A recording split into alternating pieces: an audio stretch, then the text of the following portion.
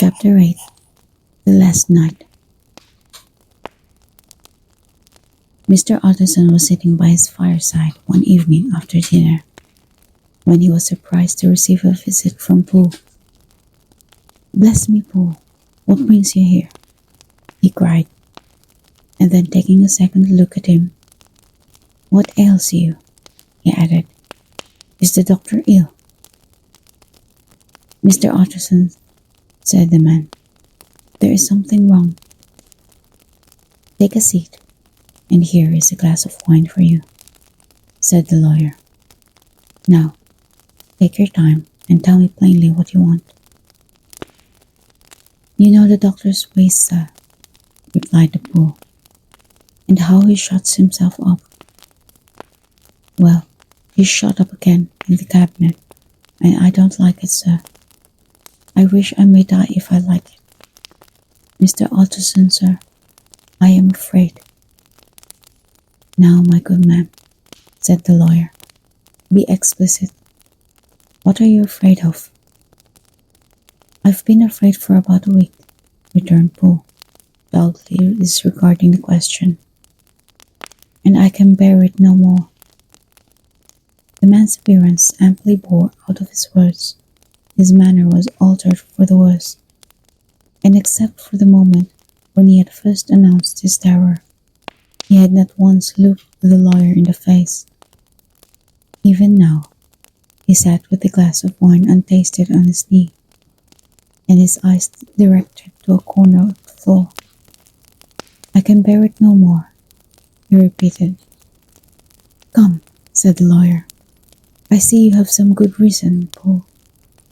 I see there is something seriously amiss. Try to tell me what it is." "I think there's been foul play," said Pooh hoarsely. "Foul play?" cried the lawyer, a good deal frightened and rather inclined to be irritated in consequence. "What foul play? What does the man mean?" "I daren't say, sir," was the answer. "But will you come along with me and see for yourself?" Mr. Utterson's only answer was to rise and get his hat and greatcoat. But he observed with wonder the greatness of the relief that appeared upon the butler's face, and perhaps with no less that the wine was still untasted when he set it down to follow. It was a wild, cold, seasonable night of March, with a pale moon lying on her back as though the wind had tilted her, and flying wrack of the most diaphanous and lawny texture. The wind made taking difficult and flecked the blood into the face. It seemed to have swept the streets unusually bare of passengers. Besides, when Mr. Utterson thought he had never seen the part of London so deserted, he could have wished it otherwise. Never in his life had he been conscious of so sharp a wish to see and touch his fellow creatures. For struggle as he might, there was borne upon his mind a crushing anticipation of calamity. The square, when they got there, was full of wind and dust, and the thin trees in the garden were lashing themselves along the railing. Who had kept all the way a pace or two ahead, now pulled up in the middle of the pavement, and in spite of the biting weather, took off his hat and mopped his brow with a red pocket handkerchief. But for all the hurry of his coming, these were not the dews of exertion that he wiped away, but the moisture of some strangling anguish, for his face was white and his voice, when he spoke, harsh and broken. "Well, sir," he said, "here we are, and God grant there be nothing wrong." "Amen, Pooh," said the lawyer. Thereupon the servant knocked in a very guarded manner. The door was opened on the chain, and a voice asked from within, "Is that you, Pooh?" "It's all right," said Pooh. opened the door. The hall, when they entered it, was brightly lighted up. The fire was built high, and about the hearth, the whole of the servants, men and women, stood huddled together like a flock of sheep. At the sight of Mr. Utterson, the housemaid broke into hysterical whimpering, and the cook, crying out, "Bless God, it's Mr. Utterson," ran forward as if to take him in her arms. What? Are you all here?" said the lawyer peevishly. "Very irregular, very unseemly. Your master would be far from pleased." "They're all afraid," said Pooh. Blank silence followed, no one protesting. Only the maid lifted her voice and now wept loudly. "Hold your tongue," Pooh said to her, with a ferocity of accent that testified to his own jangled nerves. And indeed, when the girl had so suddenly raised the note of her lamentation, they had all started and turned towards the inner door with faces of dreadful expectation.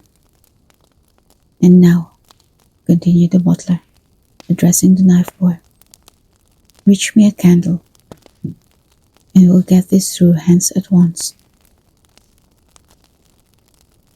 And then he begged Mr. Utterson to follow him, and led the way to the back garden. "Now, sir," said he, "you come as gently as you can. I want you to hear, and I don't want you to be heard. And see here, sir, if by any chance he was to ask you in, don't go."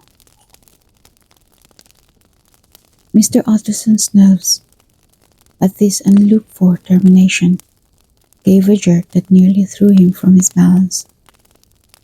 But he recollected his courage and followed the butler into the laboratory building through the surgical theatre, with its lumber of crates and bottles, to the foot of the stair.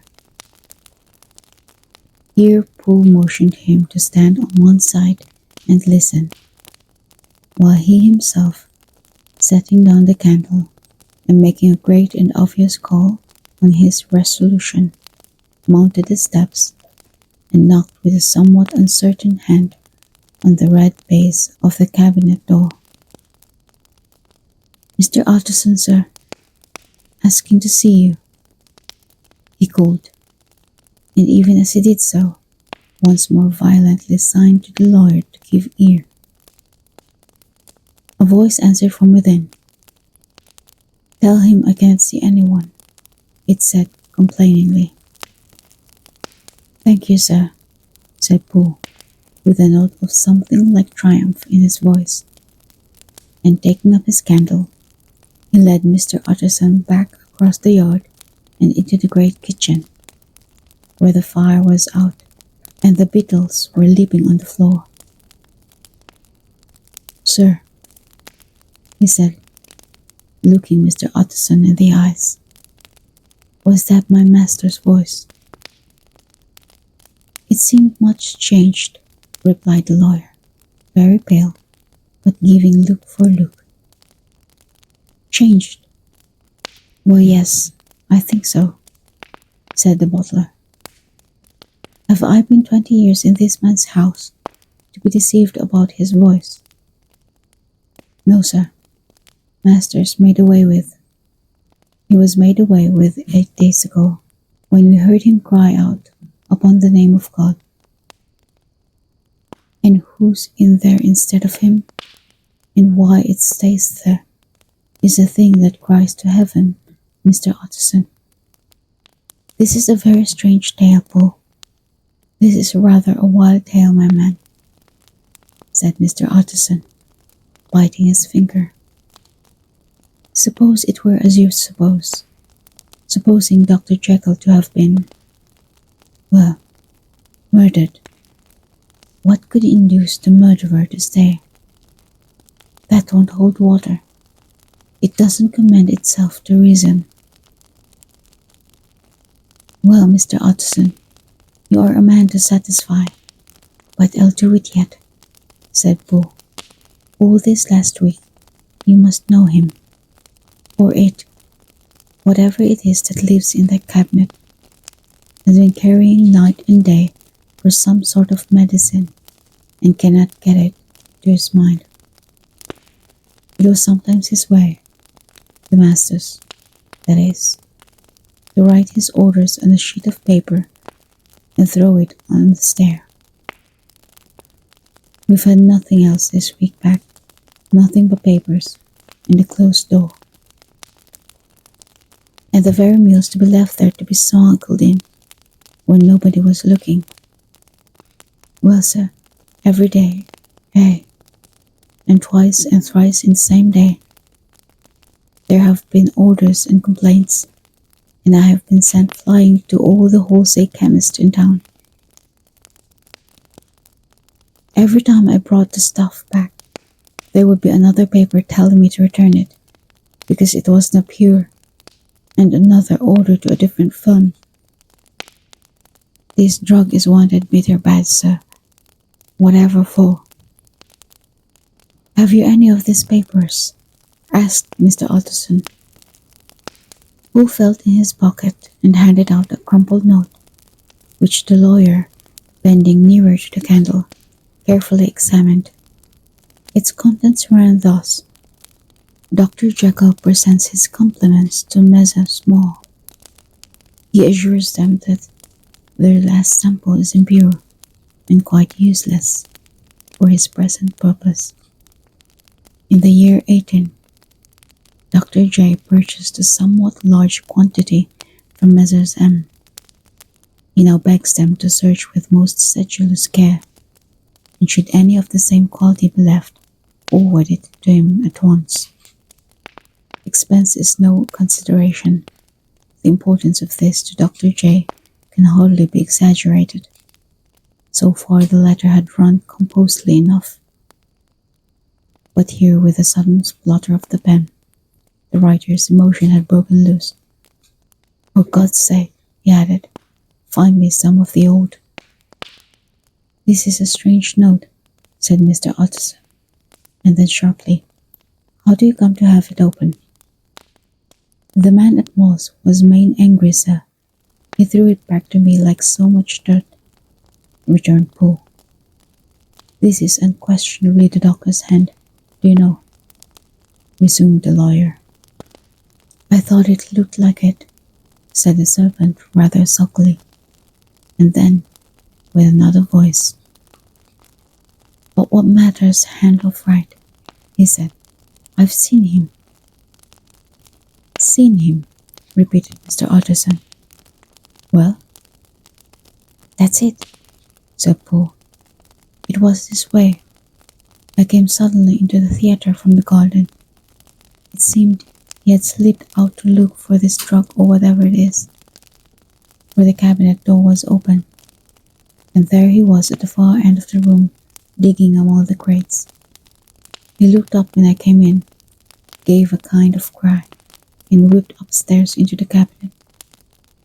It was but for 1 minute that I saw him, but the hair stood upon my head like quills.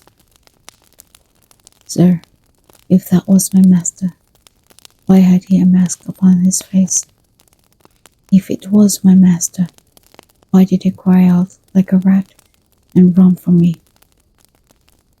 I have served him long enough.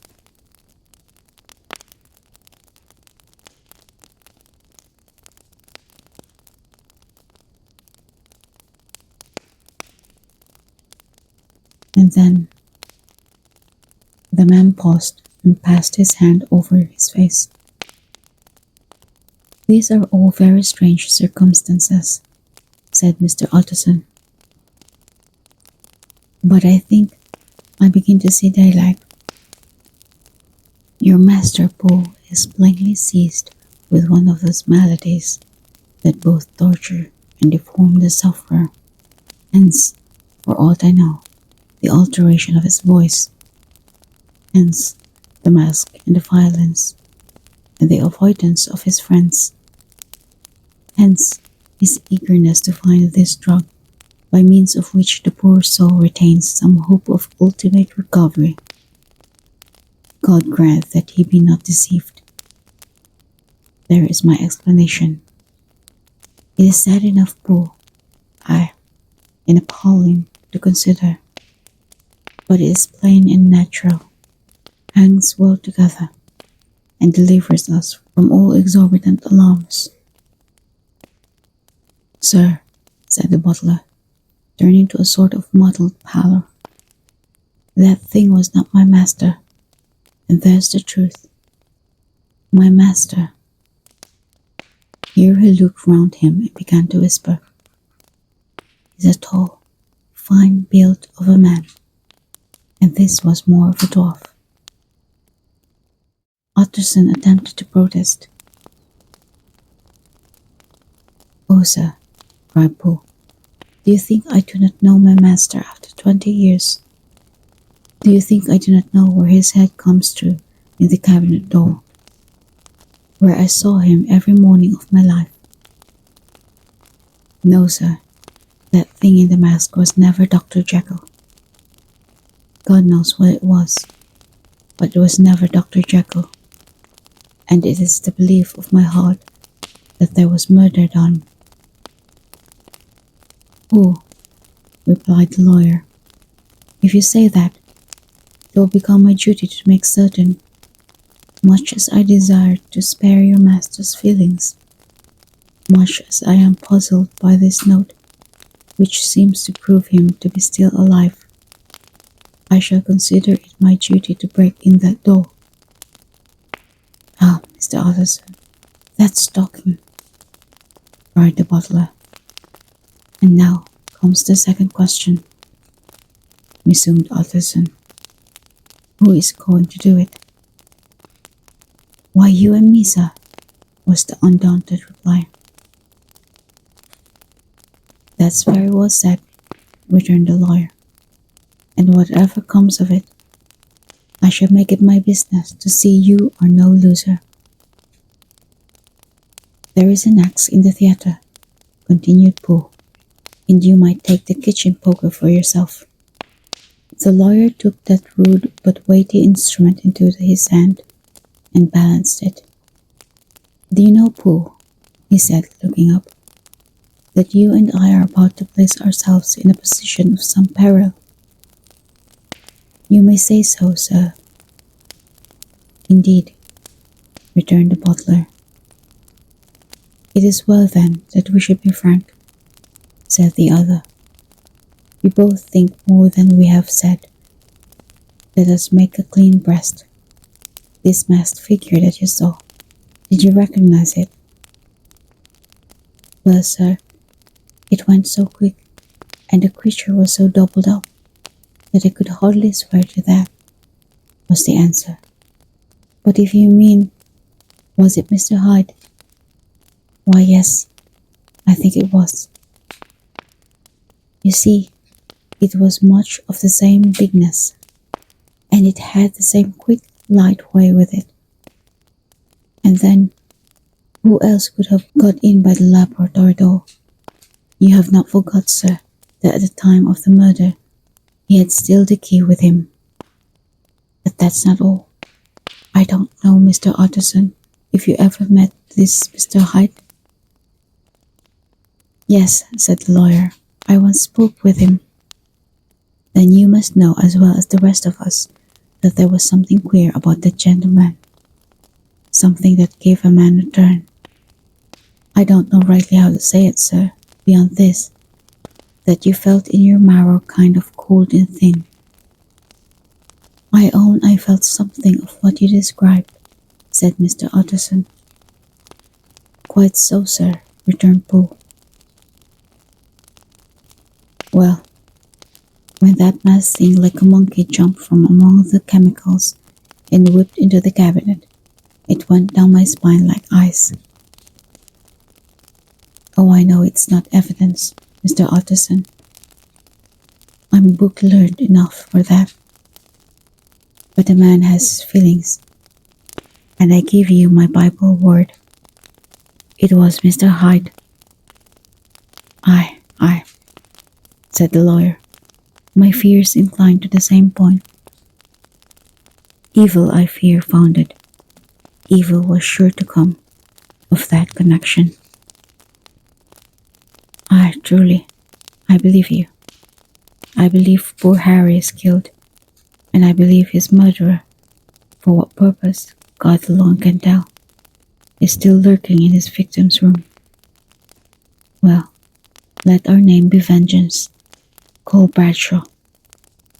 The footman came at the summons, very white and nervous. Pull yourself together, Bradshaw, said the lawyer. This suspense, I know, is telling upon all of you. But it is now our intention to make an end of it. Poole here and I are going to force our way into the cabinet. If all is well, my shoulders are broad enough to bear the blame. Meanwhile, lest anything should really be amiss, or any malefactors seek to escape by the back, you and the boy must go round the corner with a pair of good sticks and take your post at the laboratory door. We give you 10 minutes to get to your stations. As Bradshaw left, the lawyer looked at his watch.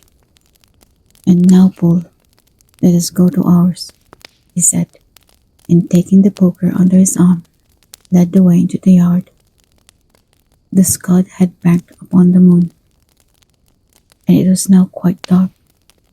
The wind, which only broke in puffs and draughts into the deep well of building, lost the light of the candle to and fro upon their steps until they came into the shelter of the theatre, where they sat down silently to wait. London hummed solemnly all around, but nearer at hand, the stillness was only broken by the sounds of a footfall moving to and fro along the cabinet door. So it will walk all day, sir, whispered Paul. Aye, and the better part of the night. Only when a new sample comes from the chemist, there's a bit of a break. Is an ill conscience that's such an enemy to rest. Sir, there's a blood foully shed in every step of it. But hark again, a little closer. Put your heart in your ears, Mr. Utterson, and tell me, is that the doctor's foot? The steps fell lightly and oddly, with a certain swing, for all they went so slowly. It was different indeed from the heavy creaking tread of Henry Jekyll. Utterson sighed. Is there never anything else? He asked. Paul nodded. Once, he said. Once I heard it weeping. Weeping? How that? Said the lawyer, conscious of a sudden chill of horror. Weeping like a woman of her lost soul, said the butler. I came away with that upon my heart that I could have wept too. But now the 10 minutes drew to an end. Paul disentered the axe from under a stack of packing straw. The candle was set upon the nearest table to light them to the attack, and they drew near with bated breath to where the patient foot was still going up and down. In the quiet of the night, Jekyll, cried Utterson with a loud voice, I demand to see you. He paused a moment, but there came no reply. I give you fair warning. Our suspicions are aroused, and I must and shall see you. He resumed. If not by fair means, then by foul. If not of your consent, then by brute force. Utterson, said the voice, for God's sake, have mercy. That's not Jekyll's voice. It's Hyde's, cried Utterson. Down with the door, Paul. Paul swung the axe over his shoulder. The blow shook the building, and the red baize door leaped against the lock and hinges. A dismal screech, as of mere animal terror, rang from the cabinet. Up went the axe again, and again. The panels crashed, and the frame bounded. 4 times the blow fell, but the wood was tough, and the fittings were of excellent workmanship, and it was not until the fifth that the lock burst and the wreck of the door fell inwards on the carpet. The besiegers, appalled by their own riot and the stillness that had succeeded, stood back a little and peered in.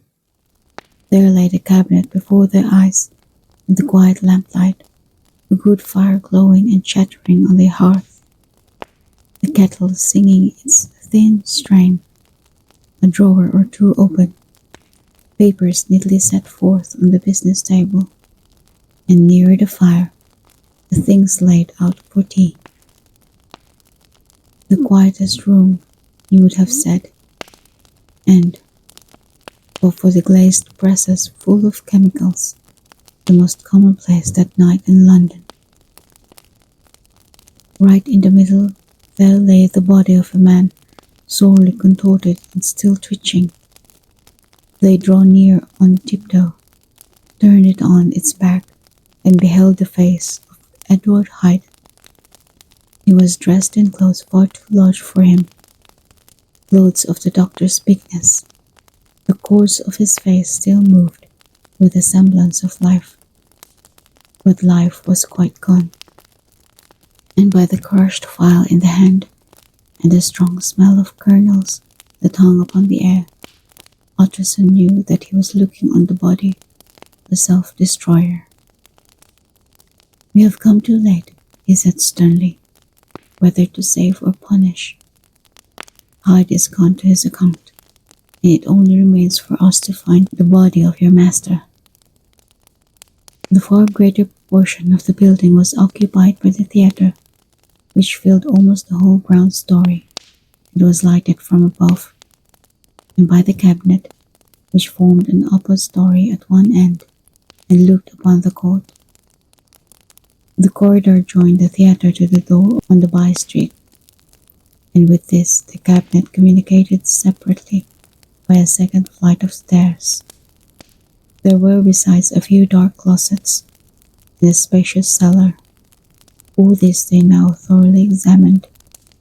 Each closet needed but a glance, for all were empty, and all but the dust that fell from their doors had stood long unopened.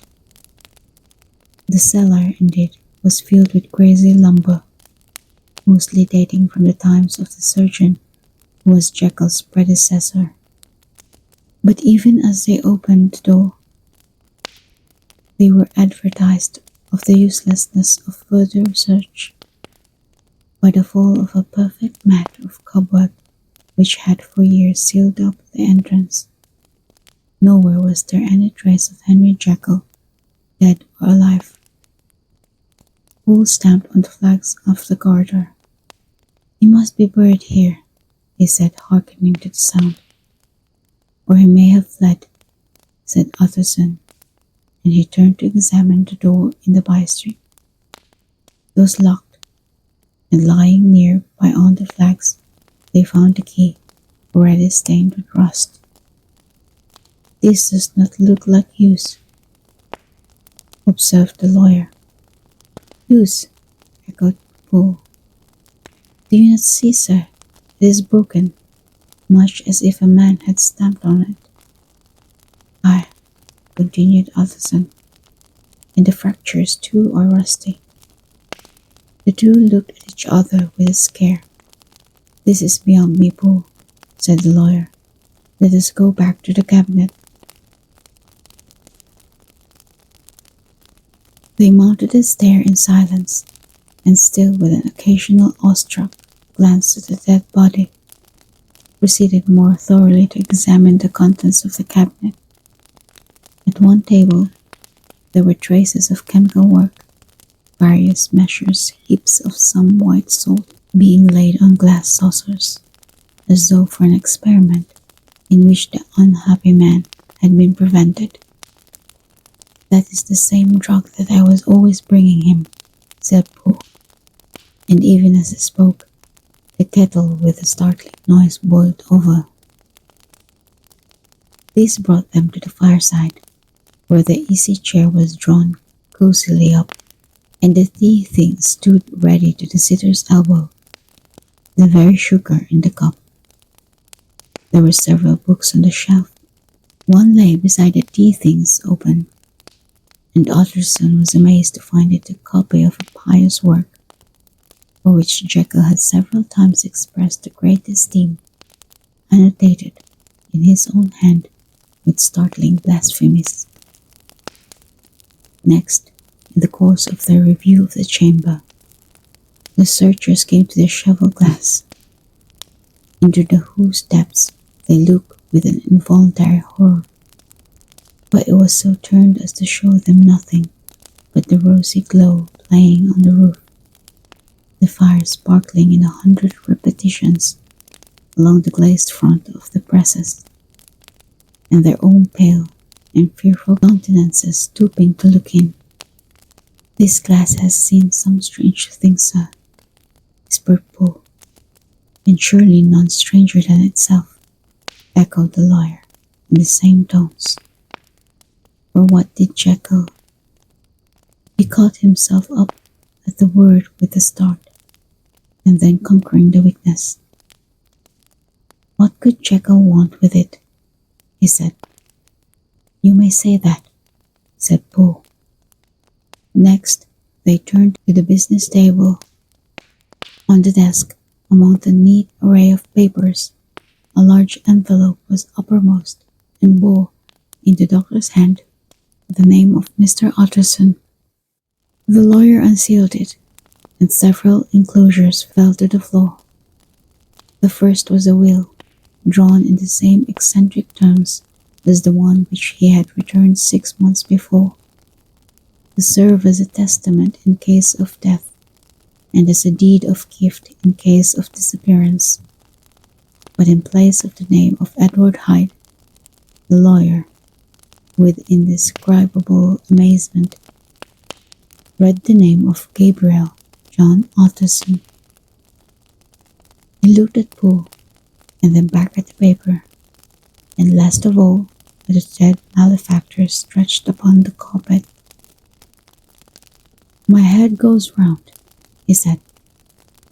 "He has been all these days in possession. He had no cause to like me. He must have raged to see himself displaced, and he has not destroyed this document." He caught up the next paper. It was a brief note in the doctor's hand, and dated at the top. "Oh, Poe," the lawyer cried. "He was alive in here this day. He cannot have disposed of in so short a space. He must be still alive. He must have fled. And then, why fled? And how? In that case, can we venture to declare this suicide? Oh, we must be careful. I foresee that we may yet involve your master in some dire catastrophe." "Why don't you read it, sir?" asked Poe. "Because I fear," replied the lawyer solemnly. "God grant I have no cause for it." And with that, he brought the paper to his eyes and read as follows. "My dear Utterson, when this shall fall into your hands, I shall have disappeared. Under what circumstances, I have not the penetration to foresee. But my instinct and all the circumstances of my nameless situation tell me that the end is sure and must be early. Go then, and first read the narrative which Lanyon warned me he was to place in your hands, and if you care to hear more, turn to the confession of your unworthy and unhappy friend, Henry Jekyll." "There was a third enclosure?" asked Utterson.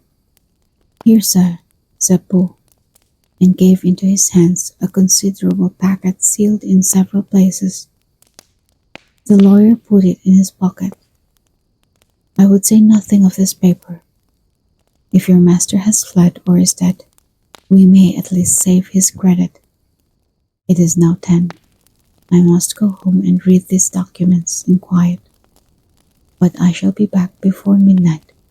when we shall send for the police." They went out, locking the door of the theatre behind them, and Utterson, once more leaving the servants gathered about the fire in the hall, trudged back to his office to read the two narratives in which this mystery was now to be explained.